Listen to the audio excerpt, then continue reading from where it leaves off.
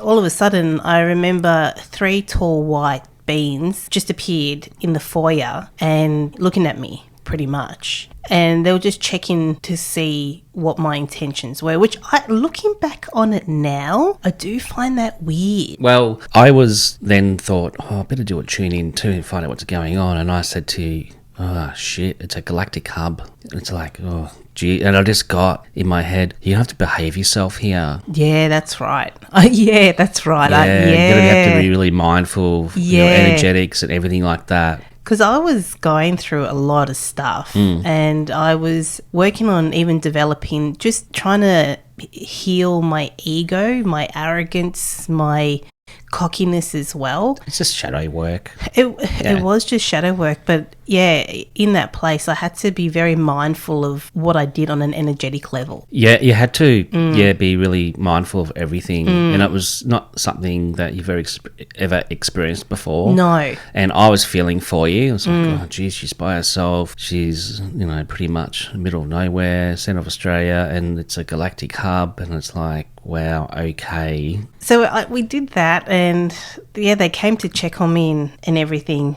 And we also realised that we got told from someone from America that it was also actually a neutral zone, that's right. Which was created by this pirate. That's what we were told at the time. And I think he created it because he wanted, I don't know, some kind of protection. I can't remember exactly the story of why he created it, but I do remember that this person from America said that I was in a neutral zone. And we just recently discovered that neutral zones and safe zones are actually not what they appear to be. Because we were told at the time, like, a neutral zone is pretty much, a neutral zone is if you're good or bad, it didn't matter. Yeah, you couldn't do any shenanigans. Yeah, exactly. And there was that was pretty much the law. Anybody could go there, but they had to behave themselves. If they didn't, there would be consequences.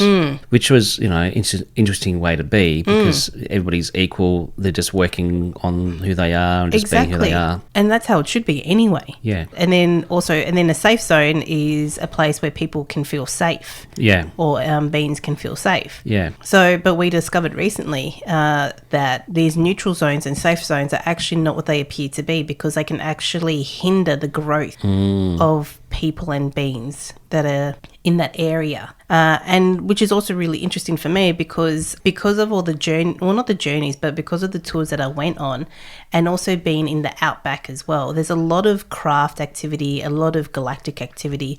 So I also did some safe neutral zones, which once we discovered that they're not as what they appear to be, I instantly, took them down, because I wasn't actually really sure if they were still working anyway. And you're forgetting that you were living next to Pine Gap. Oh yeah, I did actually forget that, because... So you can do your own research there. I don't think we need to discuss too much about that. No. It's but similar to an Area 51. Yeah. Yes, that's right, because we were talking to them, because you were still in Melbourne, I was in Alice Springs, and we were talking to the couple in America, and they were really interested in that particular place. Yes. I didn't even realise that I was next to it, or let alone what it is. Yeah. Until they said, it's very similar to Area 51. I was like, oh, okay. Which makes sense for the Galactic Hub. It makes a lot of sense for the Galactic Hub. One of the tours that I was learning on is, it was a 5-day tour. And I remember we started on the tour. Everything was fine. We started on the tour and everything like that.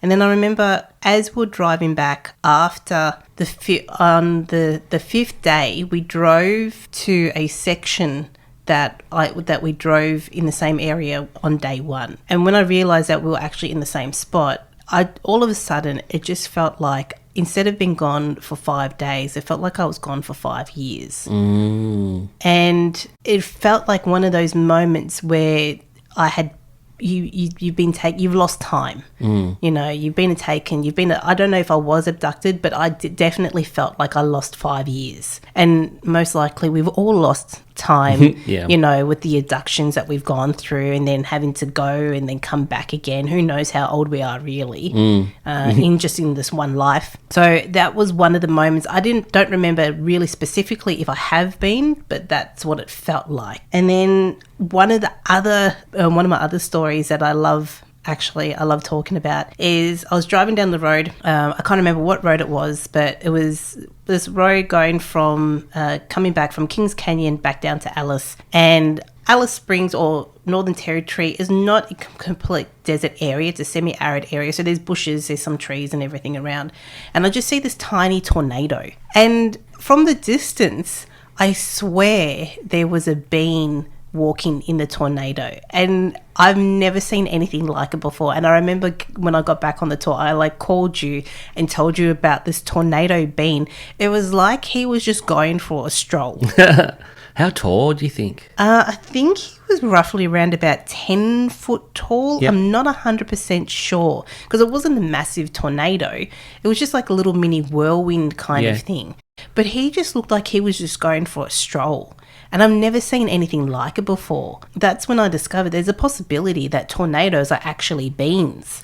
Well, there was a post on Facebook years ago where somebody took video of two whirlwinds like what you experienced with two beings walking and doing the same thing. Oh, really? Yeah. Oh, wow. Yeah, this was years ago now, but yeah, there's two beings walking and they were like little tornado beings. Really? People. Oh, cool. So, yeah. So they do exist. Wow. Yeah, that was one of the coolest things that I've seen so far. I mean, there's other cool things, and I'll get to that in a sec because there's quite a few. But on this particular day, there were fireworks going on, and I was on the phone to Jayson, and tell them what you thought it was. Yeah, well, I was listening to the fireworks. I'm thinking, they're not fireworks. It sounded like explosions and guns going off. It did. It was, and I said, I think there's a battle going on, and they're covering it up with fireworks. And I'm thinking, geez, I'm really going nuts.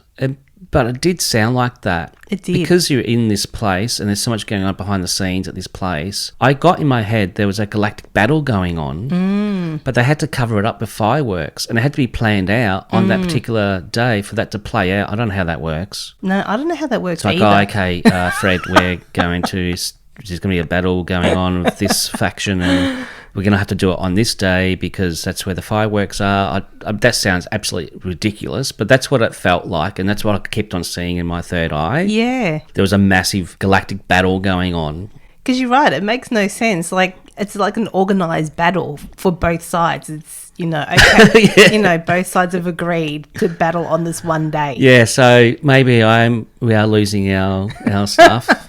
But that's what I was kept on being shown, and that's what I felt, and that's what I heard with my physical ears as well. It did feel like a massive Star Wars battle going on from the Star Wars movies. That was really interesting as well. So much went on there. Yeah. It's ridiculous. Yeah. One of the other awesome stories that I do remember driving back, I stayed, because I did 2 days driving back, didn't I? I think it took you a couple of days. Yeah, it was the one night that I stayed over. It was this tiny little town, like super tiny, not even Cooper Pedy kind of tiny. It was smaller than Cooper Pedy.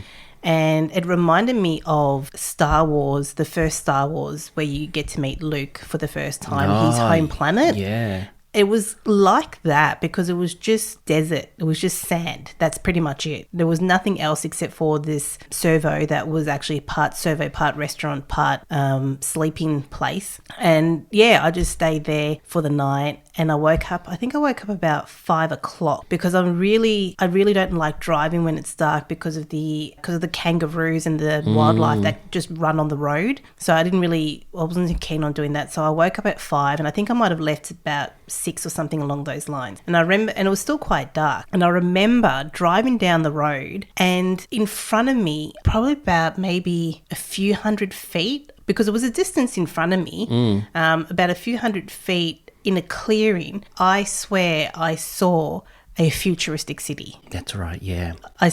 I remember, I can even picture it as I'm driving, like as I'm sitting here now. And I remember driving down the road, and it was so real that I thought if I could drive into it and be a part of it. Like I really thought I could do that. And it was just this futuristic city with lights and all the things that you could imagine in a futuristic city. I don't know if it was a hub or it was definitely on a different frequency. Yeah.